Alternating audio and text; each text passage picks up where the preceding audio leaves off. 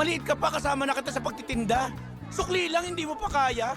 Ang hirap-hirap kasi tay. 10 pesos lang sa amin Guy. Eh, magkano ba yung barbecue? 10 pesos. Eh, di magkano ang sukli? Ang hirap kasi tay. Ang sakit-sakit na ng ulo ko. Find your height dapat. Ako ang huli. Total, di naman talaga ako kasali sa away. Ako ang dapat nasa huli. Kasi ako ang pinakamataba. Ano namang kinalaman ng taba mo sa pila natin? Bakit? Sa barbecue, may nakita na ba kayong nauna ang taba? Yun talaga. Utang na loob. Huwag na kayong babalik. Nakalbo na ako ng dahil sa inyo. Sir, nagkabook ba kayo kahit kailan?